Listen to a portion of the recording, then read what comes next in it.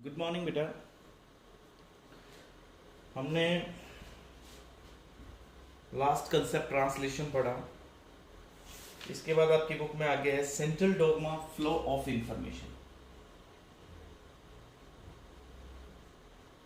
Central dogma flow of information. अब हमें जब ये कंफर्म हो गया कि डीएनए प्राइमरी इंफॉर्मेशन सेंटर है,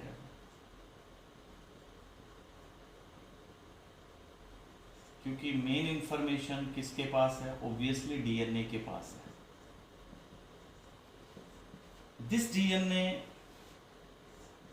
then forms mRNA and mRNA polypeptide translation से ये प्रोसेस चलता है।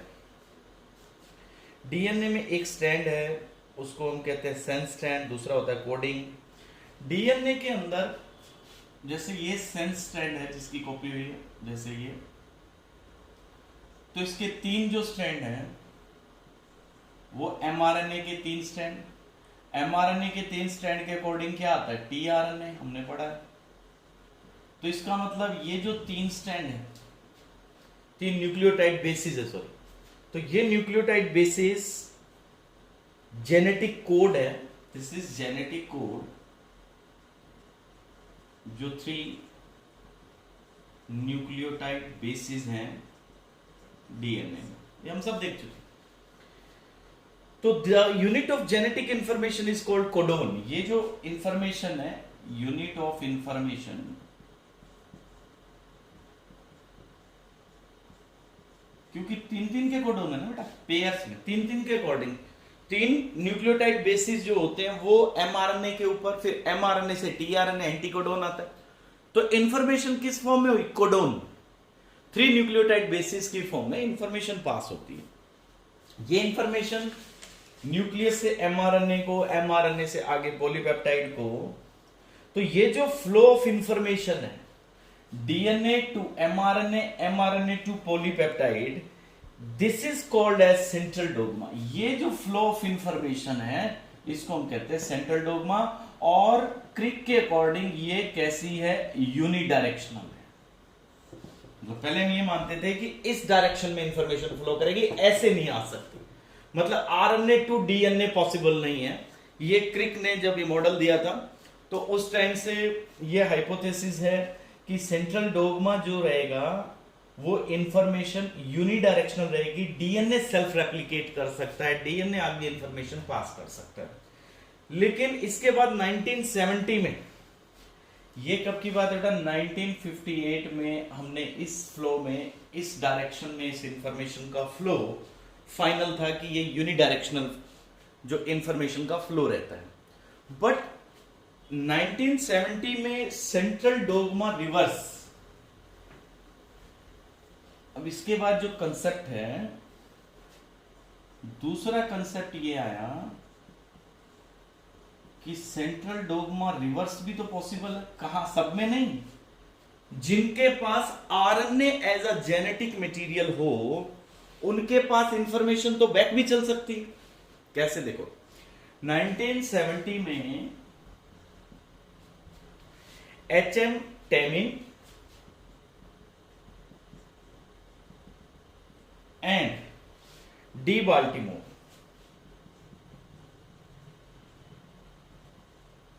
इनके अकॉर्डिंग जिनके पास आरएनए जेनेटिक मटेरियल है,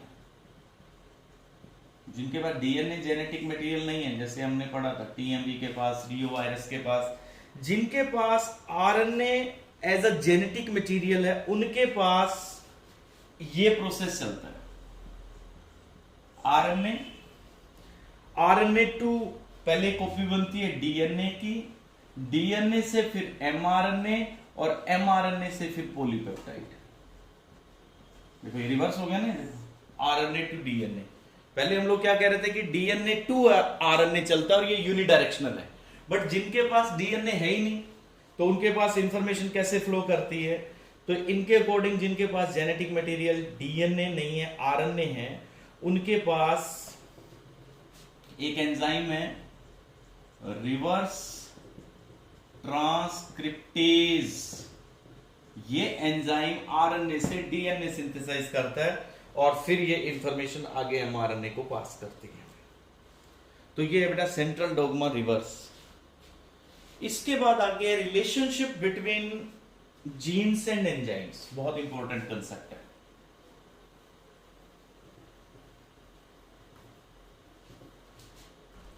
relationship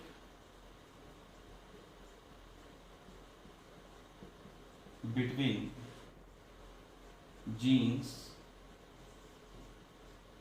and enzymes, it's very very important concept. Yes, 1902 में आर्चिबल्ड गैरेट ने, जो कि फादर ऑफ ह्यूमन जेनेटिक्स थे, उनके अकॉर्डिंग जो डिजीजेस आती हैं कैसे आती हैं कि जब जीन्स प्रॉपरली एक्सप्रेस नहीं करते तो इनबॉर्न डिजीज होती हैं, यानी जेनेटिक डिसऑर्डर्स होते हैं। लेकिन इनके बीच में जो रिलेशनशिप शो करना है कि जीन्स और एंजाइम्स लिंक्ड हैं। अब सुनो बच्चे, एंजाइम्स क्या होते हैं, हमने +1 में पढ़ा, एंजाइम्स प्रोटीन होते हैं बेटा। अब प्रोटीन किससे बनते हैं? ऑब्वियसली डीएनए से बनते हैं। अब डीएनए अगर डिफेक्टिव है तो प्रोटीन डिफेक्टिव बनेगा, प्रोटीन डिफेक्टिव बनेंगे तो डिफेक्टिव एंजाइम्स होंगे, डिफेक्टिव एंजाइम्स होंगे तो जो रिएक्शंस हो रही है जिनको वो कैटालाइज कर रहे थे वो कैटालाइज नहीं होगी और मेटाबॉलिज्म में एरर आएगा और वो एक डिजीज का कारण बन जाएगा। तो it means this disease, this enzyme is related with the DNA, we can say like this. So theory में तो हमने ये कह दिया, but we have to prove this. इसको प्रूव करना है, इस रिलेशनशिप को, कि जीन्स और एंजाइम के बीच में रिलेशनशिप है और जीन्स डिफेक्टिव होंगे तो एंजाइम्स डिफेक्टिव होंगे। तो इस रिलेशनशिप के लिए एक एक्सपेरिमेंट है, बीडल एंड टेटम्स। देखो बेटा, बीडल एंड टेटम्स, वन जीन, इनका हाइपोथेसिस क्या कहता है? One gene one enzyme, one gene one enzyme hypothesis. मतलब इन दो साइंटिस्ट ने अपने एक्सपेरिमेंट से ये प्रूव करके दिया कि एक जीन से एक प्रोटीन, एक एंजाइम बनता है। तो अगर वो डीएनए, वो जीन डिफेक्टिव है तो एंजाइम भी डिफेक्टिव आएगा। इसको इन्होंने एक्सपेरिमेंटली प्रूव करके दिया एक फंगस पे। कैसे प्रूव किया सुनिए। इन्होंने अपने एक्सपेरिमेंट के लिए पिंक ब्रेड माउल्ड यूज किया। पिंक ब्रेड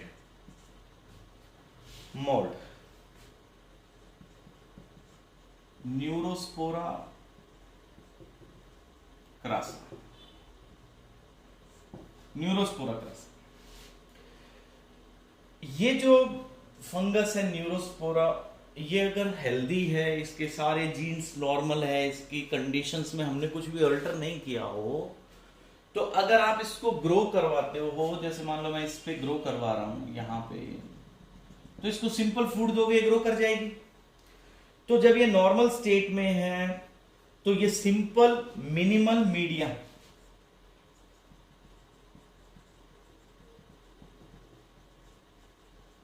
इस मीडियम में आपने क्या क्या दिया इसको?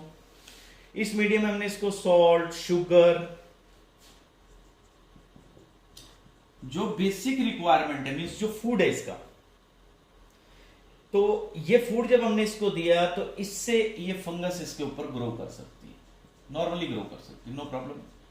इस फूड से ये फंगस जो जो इसकी रिक्वायरमेंट है वो बना सकती है, क्योंकि एक सेल को जो मटेरियल चाहिए, देखो हम लोग देते क्या बाहर से फूड, लेकिन रिक्वायरमेंट अंदर तो जो रहती है, जैसे प्यूरिन्स, पायरिमिडिन्स बनाने हैं, तो जैसे प्रोटीन्स बनाने हैं, तो इस मटेरियल से ये अमीनो एसिड, प्यूरिन्स, पायरिमिडिन्स, जो जो बॉडी की ग्रोथ के लिए इसको चाहिए, नाइट्रोजनस बेसिस चाहिए, तो ये सब ये सिंथेसाइज कर सकती है। कैसे करती है? ऑब्वियसली इसके पास एंजाइम है, मैं फिर से बता रहा हूं आपको। अब जैसे हमारी बॉडी हेल्दी है, हम बाहर से सिंपल फूड खाते हैं तो हमारी बॉडी ग्रो करती है, क्योंकि जैसे आप फूड देते हो तो अंदर एंजाइम्स है, जो जो मटेरियल सेल को रिक्वायर्ड है वो आपके फूड में जो मटेरियल गया है उससे सिंथेसाइज हो सकता है। जैसे बाहर से आपने शुगर खाई है, हमारे ऊपर लेके चलते हैं, जैसे जैसे हमने शुगर खाई है तो इसको इससे बॉडी रिक्वायरमेंट के लिए जो जो सामान चाहिए, प्यूरिन, पायरिमिडीन्स, जो जो रिक्वायरमेंट है, इट कैन सिंथेसाइज, बिकॉज सारे एंजाइम्स है सेल के पास। आप अमीनो एसिड्स ले रहे हो, उससे प्रोटीन्स, सब सामान बन जाएगा, कोई प्रॉब्लम नहीं है। लेकिन अगर हमारे पास एंजाइम्स ना हो तो आप बाहर से सिंपल फूड खाएं, आपकी ग्रोथ होगी नहीं, क्योंकि जो एंजाइम्स उस मटेरियल को कन्वर्ट करवा रहे थे यूजफुल मटेरियल में, वो एंजाइम अगर मिसिंग है तो ग्रोथ रुक जाएगी। सेम केस इस फंगस के साथ है। अब हमने ये प्रूव करना है कि अगर डीएनए डिफेक्टिव हो तो एंजाइम्स नहीं आएंगे, डीएनए डिफेक्टिव हुआ तो जब आप इसको सिंपल फूड दोगे ये ग्रोथ नहीं करेगी। तो इससे कंफर्म हो जाएगा ना, क्योंकि हमने डिफेक्ट किस में डाला? एंजाइम्स में, और ग्रोथ रुक गई। तो ऐसे इंडिविजुअल्स जो, जैसे अभी इस एक्सपेरिमेंट पे आ रहा हूं मैं फिर से, ये फंगस नॉर्मल मीडियम में ग्रो कर रही है, इसको कहेंगे बेटा prototroph. Now it is called as prototroph, because इसके पास सारे एंजाइम्स नॉर्मल फंक्शन कर रहे हैं, मिनिमम फूड से ही ग्रो कर रही है।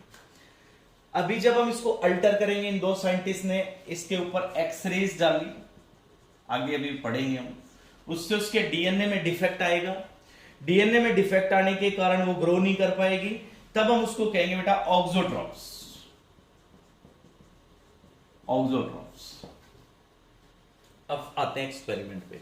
जब मैं कहूंगा प्रोटोट्रॉफ, मतलब मेरे मतलब कि हेल्दी होगी न्यूरोस्पोरोक्रासा, एंड व्हेन आई से ऑक्सोट्रॉफ्स मींस उसके अंदर कोई ना कोई एंजाइम्स डिफेक्टिव आया है, ठीक है।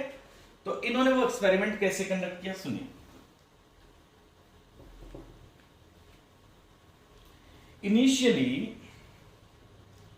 इनिशियली जैसे आपके पास यहां पे ये फंगस है,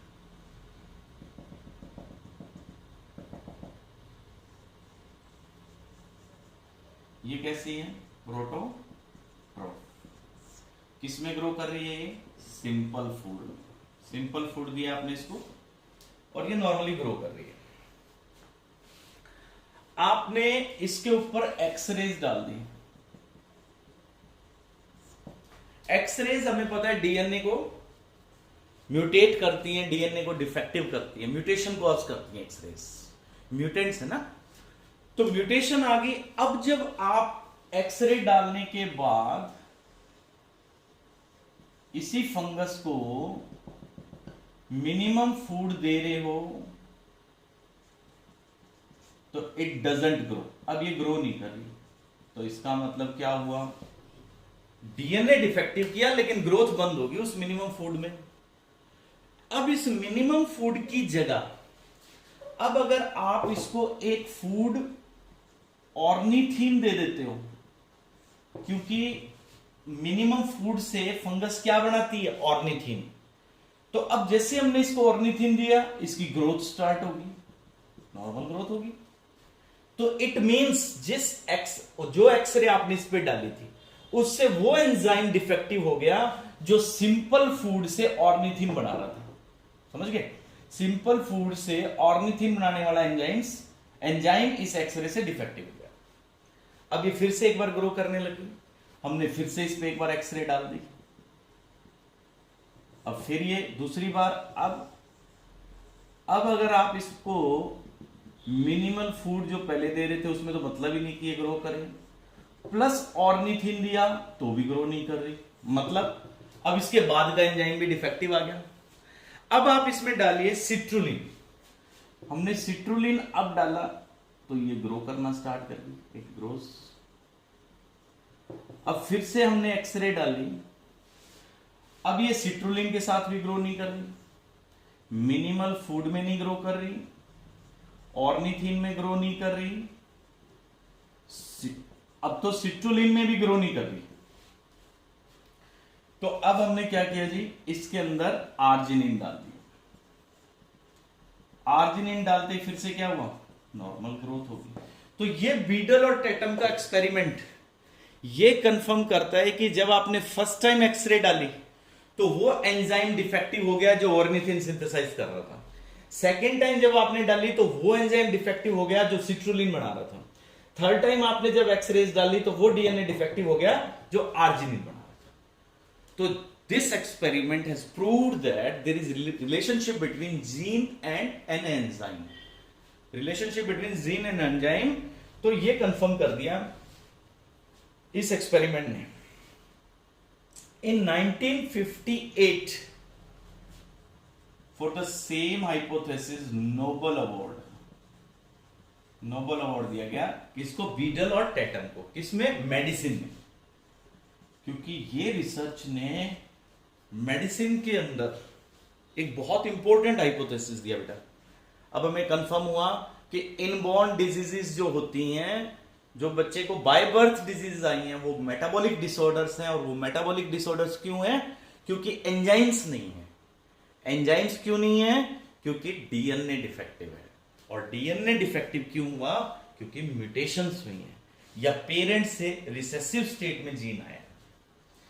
ठीक है बेटा। अब जो बीडल और टेटम का हाइपोथेसिस था वो ये था कि वन जीन वन एंजाइम, यानी एक जीन एक प्रोटीन। लेकिन अब हमें कुछ प्रोटीन ऐसे भी मिले हैं जिनमें एक से ज्यादा पॉलीपेप्टाइड चेन होती है। एक से ज्यादा पॉलीपेप्टाइड चेन, जैसे हीमोग्लोबिन में तो एक से ज्यादा पॉलीपेप्टाइड चेन है। इसलिए हमने इस हाइपोथेसिस को जो आजकल हम यूज करते हैं वो करते हैं बेटा one gene one polypeptide. One gene one polypeptide hypothesis in place of one gene one enzyme की बजाय। ओके, अब हमारा आगे है बेटा genetic code. Next concept genetic code.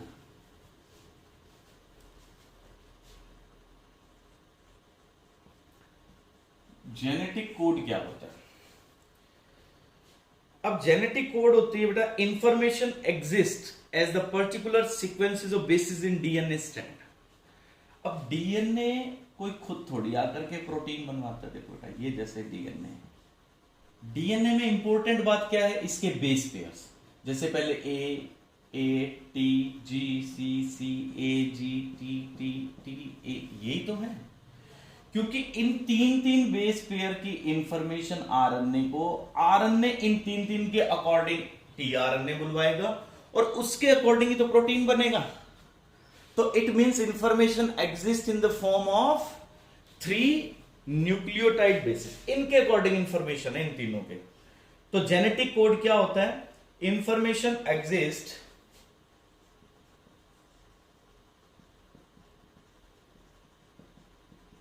in form of information exists in the form of particular sequences of bases.